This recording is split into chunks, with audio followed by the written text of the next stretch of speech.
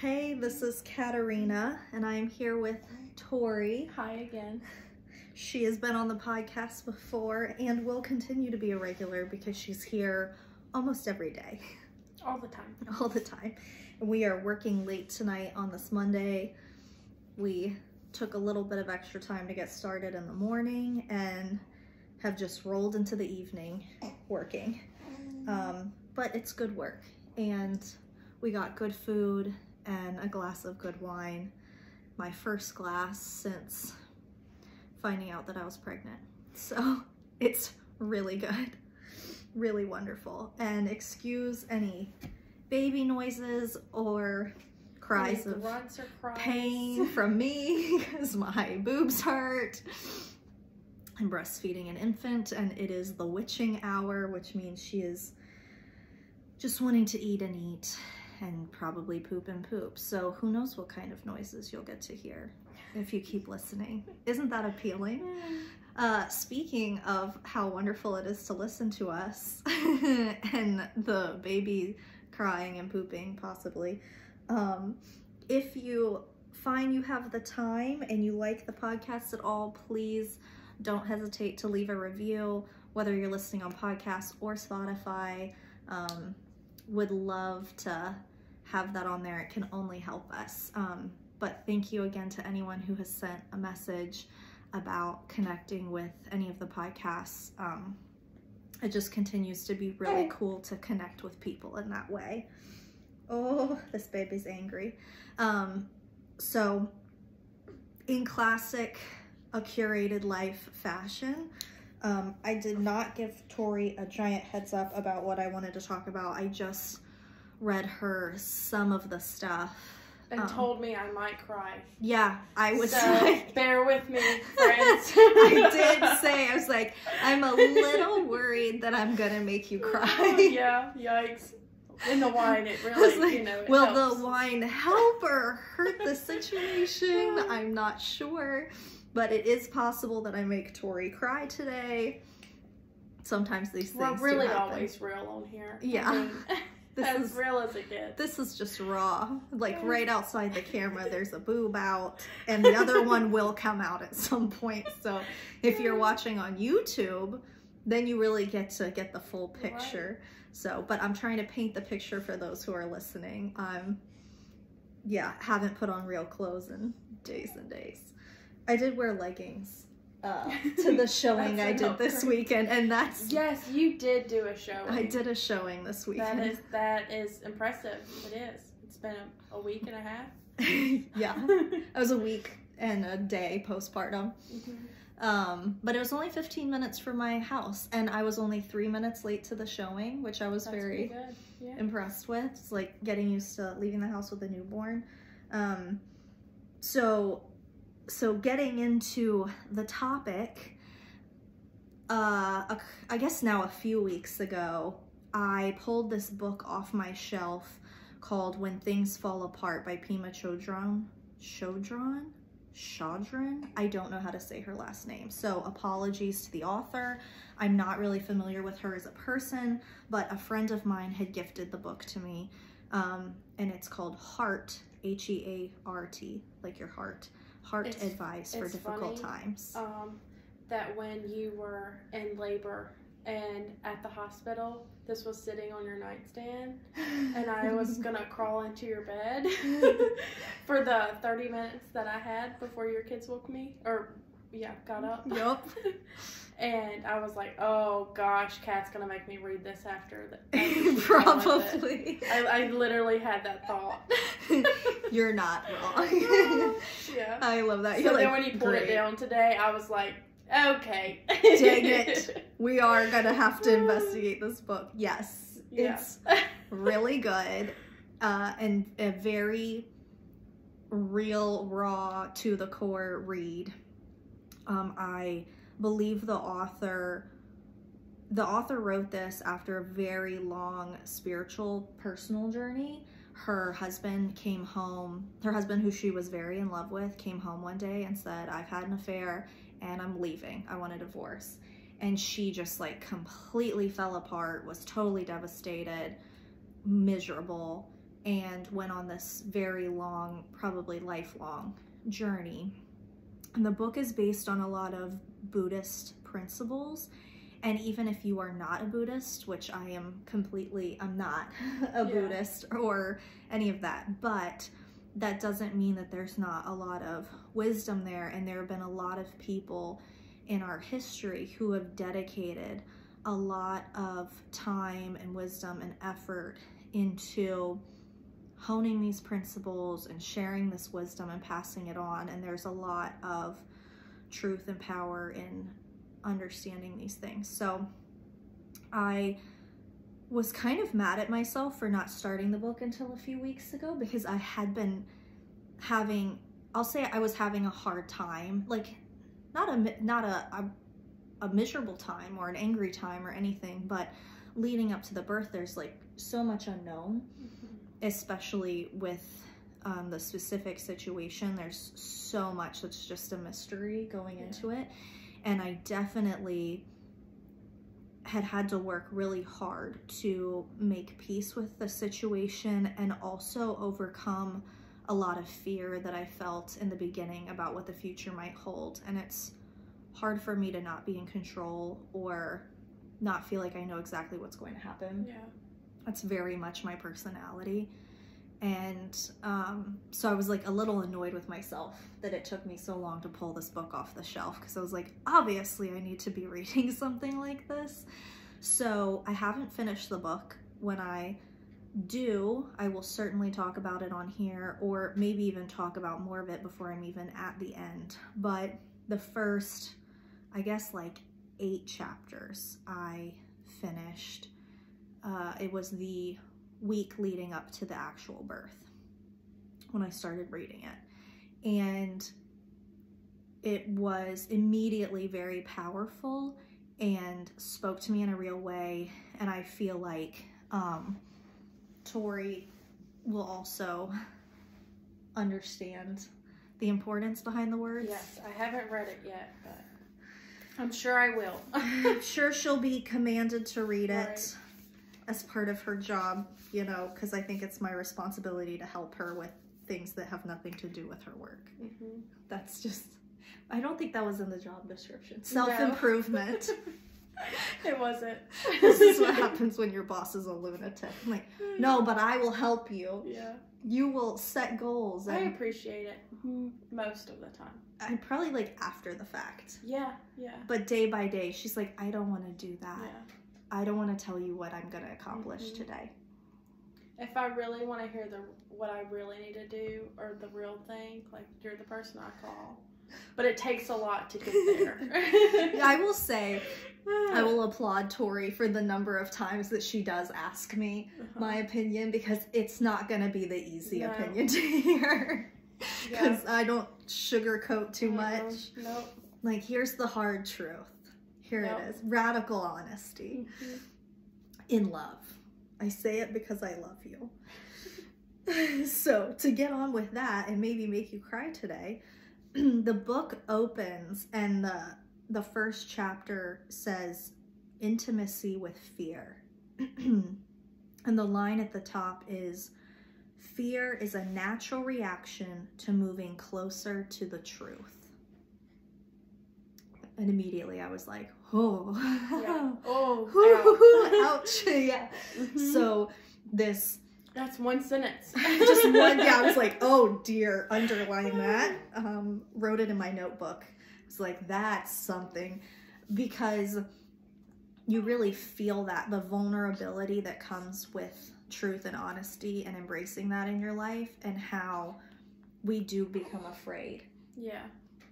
Of that, what's really going on inside of us, what's really going on in our situation. A lot of times we want to avoid that. We do feel afraid of that. The truth is scary. It is. So later in the chapter, I'm going to read some small excerpts from this book. I went ahead and went through and picked out the really juicy stuff. But in that first chapter, she says, and again, apologies if I pronounce these names incorrectly, but I'm not familiar with the names. No one ever tells us to stop running away from fear. We are very rarely told to move closer, to just be there, to become familiar with fear. I once asked the Zen master Kobun Shino Roshi how he related with fear, and he said, I agree. But the advice we usually get is to sweeten it up, smooth it over, take a pill, or distract ourselves, but by all means, make it go away. We don't need that kind of encouragement, because disassociating from fear is what we do naturally. We habitually spin off and freak out when there's even the merest hint of fear. We feel it coming and we check out. It's good to know we do that, not as a way to beat ourselves up, but as a way to develop unconditional compassion. The most heartbreaking thing of all is how we cheat ourselves of the present moment. Is there anything that stands out to you specifically? It's a lot. Yeah. I really think the end of that, the present moment, because we're reflecting on the past or of what's to come, like what the future holds, what's to come. Running away from what's today. How do we get past it? Yeah. When we find ourselves in a difficult situation, a lot of times we worry more about yesterday or tomorrow than we do today. And that kind of goes along with like the living intentionally. Like it's work to do so. Like we're human, and it's so hard to stay in the now. Yeah, for sure. For sure. Yeah. Because it can be uncomfortable or something that we are afraid of. Yeah. And so we're trying to move past it. And I feel like fear is a good synonym also for pain. Pain, discomfort. And as humans, we really do not like to sit in that. Or, our first instinct is to run. I mean, how do we numb out? How do we get away from it? And then we're not present in today or in this moment or appreciating the good things that are around us. And we don't realize the moments that are good or that are impactful until we reflect back on them. I mean, totally. It's hard to sit in the present and just like aware that you're enjoying the present or that you're in the moment. Yeah. We don't live in the moment. Or recognizing the beauty in that moment. Yes. I found myself this weekend, I had a lot of alone time, which is extremely rare for me. But the first week postpartum, my mom was here. And that was not the setup with my first two babies. And my mom spent a lot of time here. A few weeks ago, I was like really, really sick. And she spent a lot of time here. And then my first week postpartum, she was here almost nonstop. And postpartum is really hard. It's physically painful. It can be emotionally and mentally hard, and you're not sleeping, and it's a lot. But this weekend, looking back on that week, having come through it, I was like, it was a really beautiful week. My mom was here. My daughters were here a good bit of the time. We got to spend this quality time together that we don't usually have. And although I was out of it and tired and exhausted and in pain and the whole 9 yards, there were all of these really sweet little moments and love that was shown to me. And it was really hard to see it in the moment because I was suffering and maybe like just trying to get through. Right. But looking back on it. And I feel like, especially like right after, you have a baby, you physically and mentally have to pause. Like, your priorities shift so much. And like, this is coming from somebody who's never experienced Tori's this. very new to this environment. Yeah. But you have to slow down and breathe, and you take more in that season of life, I feel like, too. Yeah. Especially you. I was going to say, that's hard for me. Especially you. Yeah. And it is hard for me. you. I suck at that. And trying to do that, to be still for a moment and just be in this be in this present and think about like how I can soak up this time. This is going to be my last baby. 3 is enough for a mom with 2 arms. And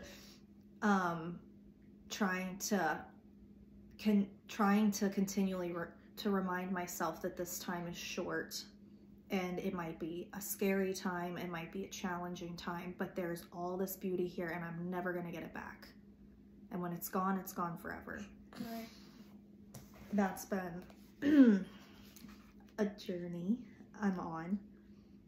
There's a line at the end of the page that says, usually we think that brave people have no fear. The truth is that they are intimate with fear, which I'm sure we've heard similar things before, but bravery is not the absence of fear, it's presence in fear. There's nothing to be brave about if there's nothing uncomfortable. Yeah.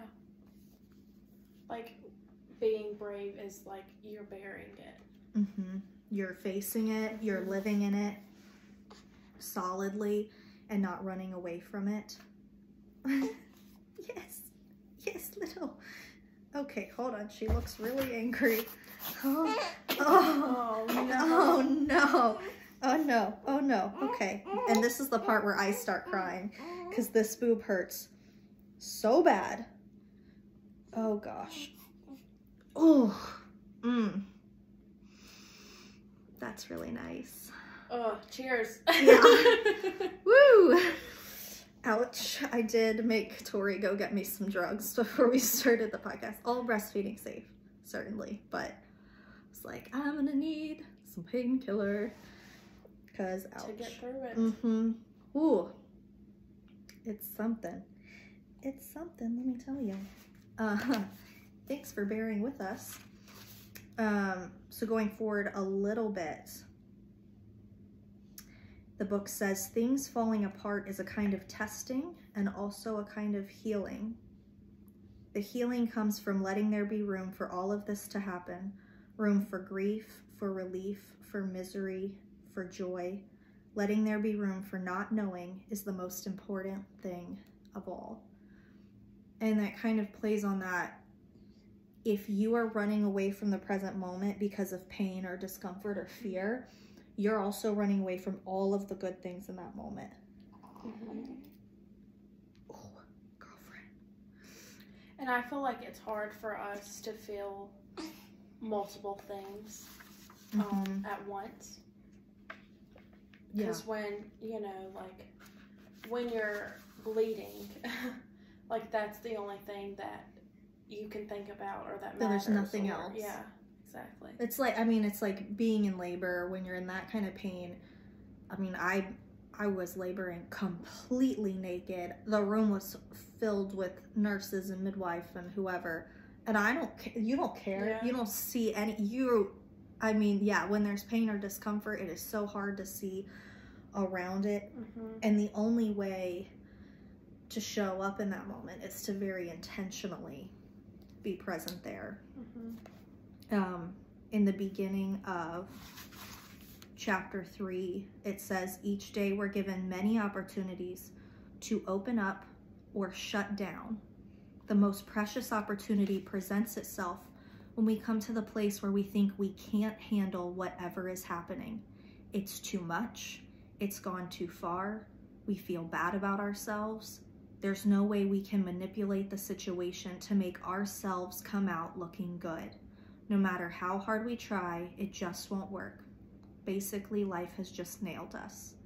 It's as if you looked at yourself in the mirror and you saw a gorilla. The mirror's there, it's showing you, and what you see looks bad. You try to angle the mirror so you will look a little better, but no matter what you do, you still look like a gorilla. That's being nailed by life. The place where you have no choice except to embrace what's happening or push it away. Most of us do not take these situations as teachings. We automatically hate them. We run like crazy. We use all kinds of ways to escape. All addictions stem from this moment when we meet our edge and we just can't stand it. We feel we have to soften it, pat it with something, and we become addicted to whatever it is that seems to ease the pain. In fact, the rampant materialism that we see in the world stems from this moment.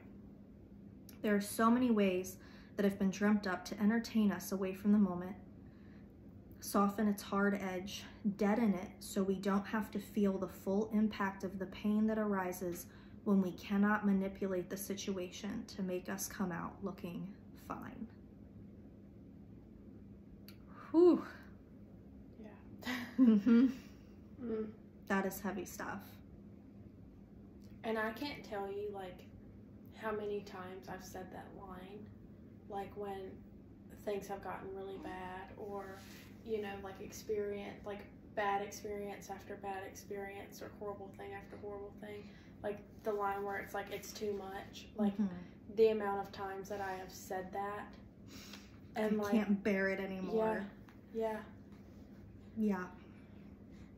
And it's the point the book is making is to point out our tendency to numb out or run away in these moments, and which is understandable. It's an understandable reaction, but we are not in the present when we are doing that, and also we're pretending. And a lot of this has to do with our pride and not wanting to be vulnerable and not wanting to be real because we want to look like something that we're not. Right.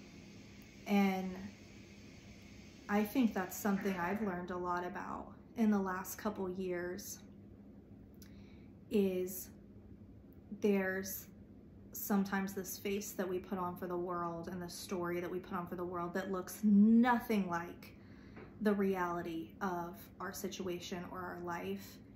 And there is so much more pain in running away from that and pretending than there is in standing in it and accepting it and saying, like, this is what I look like.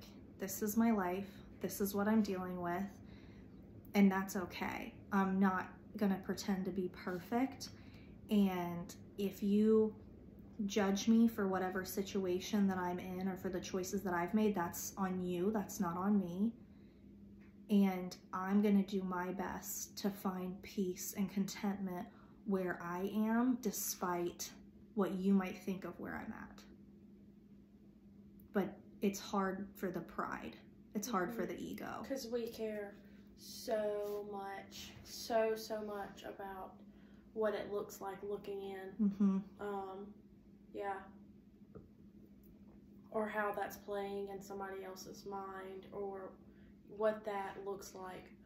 How it makes us look to other people, and how it makes us look to ourselves when we accept certain things about our situation, and what does it say about me.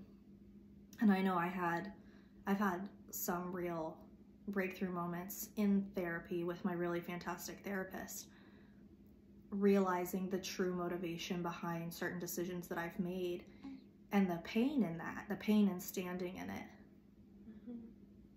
but the power that comes from accepting it and embracing it and saying, I understand now the motivation behind these things. I understand myself better, and I can make better choices, and I can live better in the moment because of my understanding. I mean, it's so hard to be honest with yourself. And it's hard for others to be honest with you. Like, they might judge you, they might tell their friend something, but like, they're not going to tell you that to your face. So it's, we really like to cover things up and sugarcoat them the best possible way that we can. What do we have to do to get away from it? Right. What can we say to make it better? Or what can we feel to make it better? Is like important to us. Yeah. And then we're running away from the present and the reality. And I think it catches up with us. Oh, yeah. And it just builds and builds. Like, it just, you start that foundation and you continue adding to it. It's brick by brick until it eventually crumbles. Yeah. Speaking of which, this is the last excerpt that I'll read directly from the book, I think. Our personal demons come in many guises. We experience them as shame, as jealousy, as abandonment, as rage. They are anything that makes us so uncomfortable that we continually run away. We do the big escape. Okay, Salem. We act out, say something, slam a door, hit someone, or throw a pot as a way of not facing what's happening in our hearts. Or we shove the feelings under and somehow deaden the pain. We can spend our whole lives escaping from the monsters of our minds. All over the world, people are so caught in running that they forget to take advantage of the beauty around them. We become so accustomed to speeding ahead that we rob ourselves of joy. I think for me, a term that I've used a lot in the last year, last year and a half, is collateral beauty, because there has been a lot of hard things and challenges, but there's all of this these beautiful silver linings etched around it that wouldn't be there otherwise. I remember I was doing what is the Enneagram test, and I mean, I even had a hard time being honest with myself there, like answering the questions honestly. Yeah, like you want to be something that you're not. I mean, but one of the questions was, do you find beauty in sadness? And that hit me. Like it can be. I mean, and I just remember, like a lot of people would say no, like it's just sad, but right. And I guess I've been through a lot. For a person that's just 25 years old. I would say so.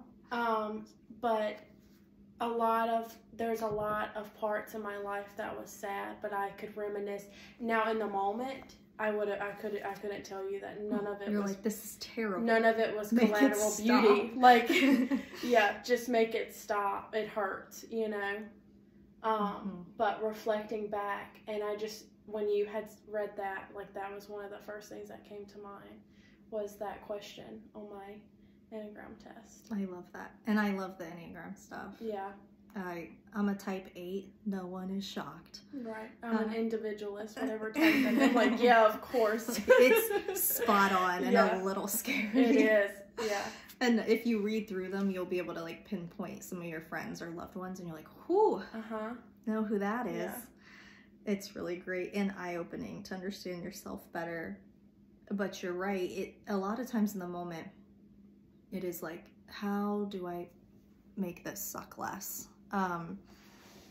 But I think it's so important to look around and try and appreciate what good is happening, even in really tough situations. I think for me, one of the big things, because of the personality type that I am, I'm not somebody who very much asks for help or reaches out saying, it's hard to catch me saying I'm not okay.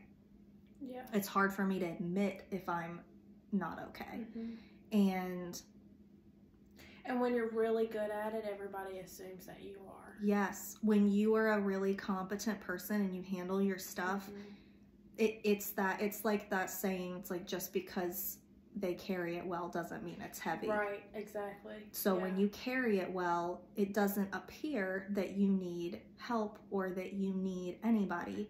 And it also goes along with the, like, somebody asking you how you're doing. We all just want to say, we all just want to say that we're good, because it's so much easier to do that. And when you do that and when you lie about where you're at, nobody knows to show up for you. Yeah. Nobody knows. And the last year and a half, there have been more than one situation where there was no way to pretend like it wasn't happening. There was no way for me to fix it, in quotes. I had to just deal with it. And in those situations where it becomes impossible for me to look like a person who has nothing going on that's challenging. I got to experience a lot of love and care from people who showed up without me asking, because then they knew that I was going through something difficult. And that was love and care that I would not have experienced if it weren't for those challenges, because no one would have known that I might need it. Because it was visible. Because it was an undeniable, there were undeniable situations. There was like, it doesn't matter who you are, that's hard. And I experienced this extra outpouring of love and support from people in my inner circle, people who I very much care about, and saw in a very real way who my people were, and what a gift to know. And there's that. people that surprise you in that. I mean, that show up for you in real ways. And the people that don't. And too. It's just... and you learn who your people aren't. And you're like, wow, okay, like, got it. And I mean, in a different way, for sure. I have experienced that too. I mean, and I think in very similar ways also. Yeah. Like being in a situation where it's like, there's nothing you could do to pretend like that situation didn't suck. And people knew, like, no matter who you are, she has got to be struggling, suffering, or she's just going through a challenge. And watching or experiencing the people that show up, even if it's like in a little way, just expressing some kind of love or support, and you see who your people are. And it's been a gift for me, and makes it so much easier to draw boundaries, because you know who those people are who are going to pour into you the way you deserve. I mean, it really goes back to everything that we have touched base on or talked about in this podcast. I mean, living with intention and setting boundaries, like, all of this is a form of this. Yeah. And creating a present moment that you can stand in and experience with the people around you. And the kind of love that you get to experience when you accept who you are and the situation that you're in. And it's hard for me to admit even positive things. Like, if I care a lot about something, I don't want to say it. Right. Because then it can be taken away, right? Or then if it is taken away, people are going to know that you're hurt. And you're like me in this. You do not want to say it and become disappointed. Yes. Like, yes. Like, if you put it out there in the atmosphere, I mean, then it can disappoint you. Then it can disappoint you. And that is a whole nother level of, that goes with fear and pain. And yes. So it's better left for, like, it's better left sometimes unsaid, or we feel that it's better left unsaid. Like, I have zero expectations of any of this. I'm just going to handle it all myself. I don't want anything from anybody, and then nobody can let me down. Right. Ugh. Yeah. That brings up, I think you've, like, hit the nail on the head. For me, is probably my biggest weakness when it comes to fear. I do not want to be... we're so similar in that. Like, that is just... I do not want to be disappointed, and I don't want anyone to know I'm disappointed. Right. Ooh, ouch. And that's been something I struggle with it when the words come out of my mouth. Like, if I'm talking to you or talking to one of my other best friends, and I'm admitting that I have some kind of expectation or some kind of positive feeling or hope, it's almost harder than talking about... Well, it's when you feel those things, part of you's trying to, like, oh no, shut that down, because it's gonna happen. I'm gonna get upset, or I'm gonna be disappointed about it. Like, then it can really hurt you. It's easier to just not feel anything and numb it all. Feel nothing, expect nothing. Then have hope for something, or faith, or, you know, all of the good things in life that makes you feel good. Yeah. And that makes me want to read this line again. Excuse me. I was sick like a month ago, and my body just can't kick the remainder of it. But this line, we can spend our whole lives escaping from the monsters of our minds.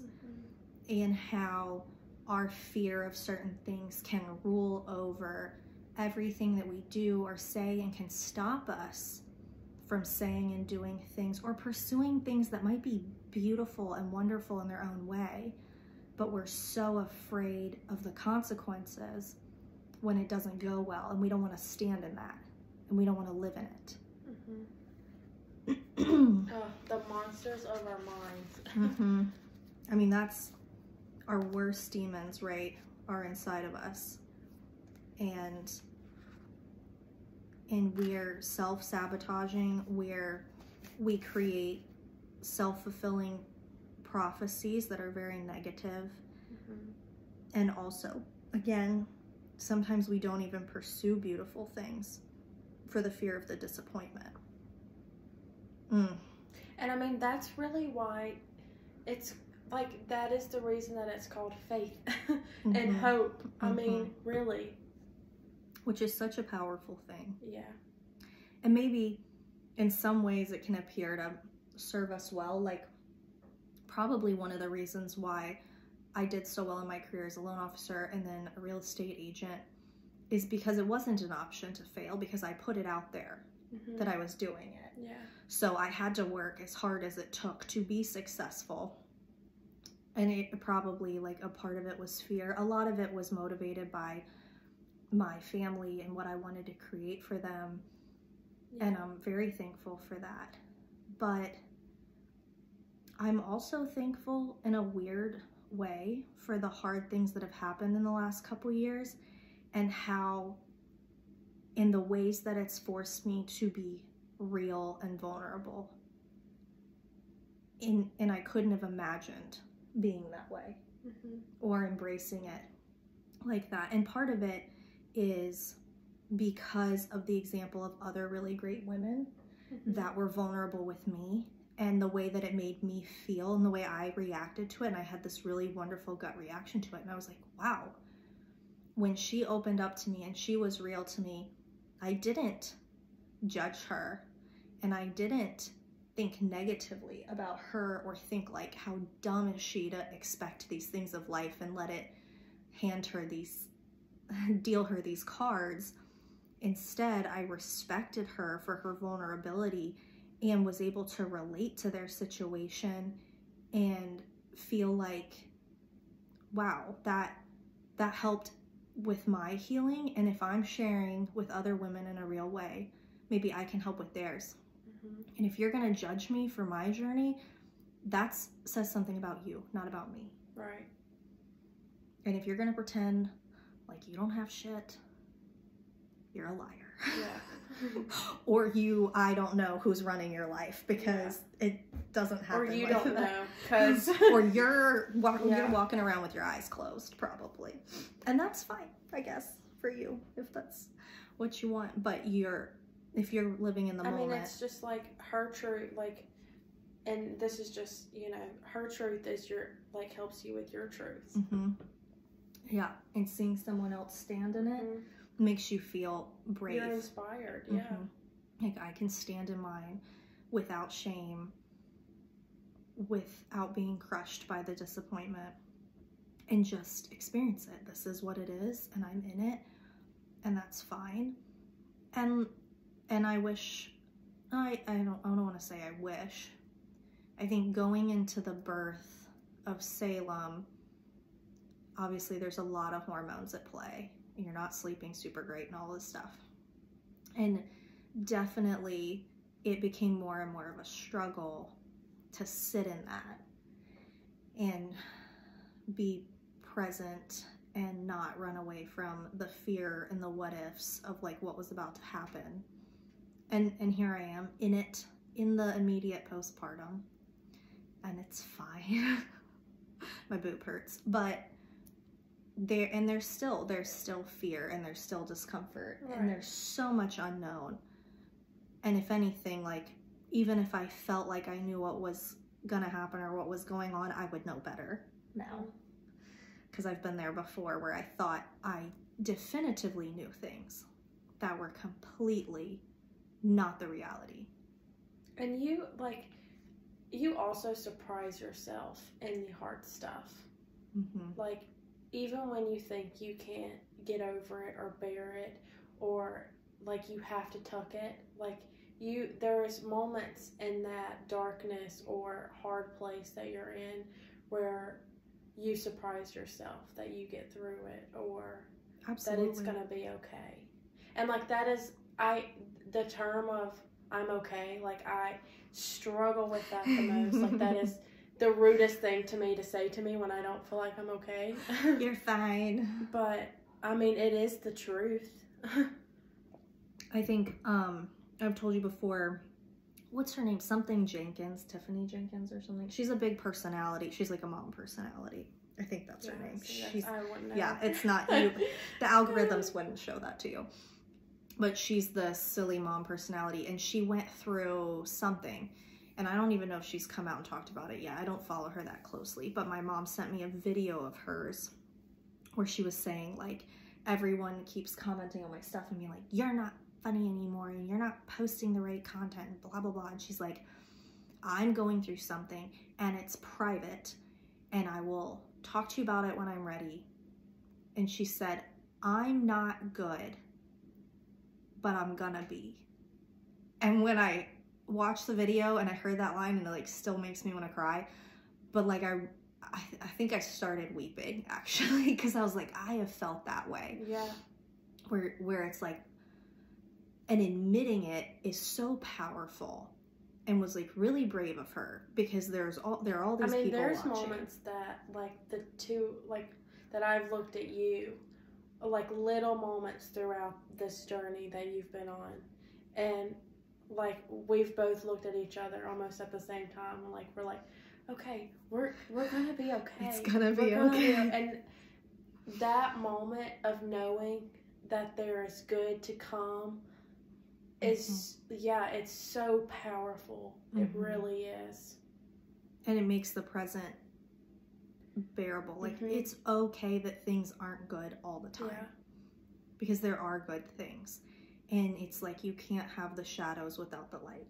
Yeah. And the light without the shadows. That's like my line, no rain, oh gosh, what is it? Rainbows? No, rain? It's, I'll have to. No rain, no flowers? Yeah, something along that, but there's another phrase of that, but same thing. When you remember it, we'll tell it on the next podcast. I'll think about it like at 2 a.m. tonight and text it to you. Or I'll end the podcast and you'll be like, there it is. Yep. But it is, I mean, like... Oh, the rain will tell you why the flowers were necessary, or it's the flowers will tell you why the rain was necessary. Something like that, yes. And it's powerful. No. But I can't think of it. That's okay. It's late. We're working really late tonight. Yeah. This is not necessarily typical, but I really thank you, Tori, because I really wanted to record this podcast today. I went to go do it yesterday with Betsy, and she's such a trooper because she came over, hung around on a Sunday, and I finally put Salem down to sleep, and I was like, I can't do it. My brain is dead. It just wasn't happening. So I appreciate Tori hanging out and working late and having this at-home date with me. Cheers. Any other thoughts to finish us up, Tori? No. It's a heavy, heavy topic. It's something that's really hard to be honest and vulnerable about, living in your fear. I appreciate you participating with me. Yeah. Well, thanks for having me. Glad I didn't make you cry liquid tears. To say with this. I did. I was like, if Tori will do this with me. I had been saving this since I read it. I was like, this is for me and Tori. And I was right. And Tori has so much value to add here that has nothing to do with the reasons in her job description. Yeah, it's definitely not what I signed up for. But I'm here. I'm still here. She hasn't left. So what does that tell you? She's living in it. She's accepting it, and it's that great. I love you. I've just tricked her into loving me, so she can never leave. That's most of it. So thank you, Tori, for participating, even though I told you that I might make you cry. Good job. And thank you to anyone who listens. anyone who gives feedback or leaves a review or sends a message. It means a lot to know we're connecting with you, and it's really a pleasure to do this podcast for no purpose other than just creating those connections and hopefully in that way helping lend strength to the people around us, as the people around us have lent strength to us. And that community is really powerful, and I think a big part of what helps us stand in our present moment and appreciate it. So thank you, everyone. That was the 5th episode, I believe, of A Curated Life. Thank you for listening, subscribing, downloading, leaving reviews, sending messages, all of it. You're very appreciated. Thank you.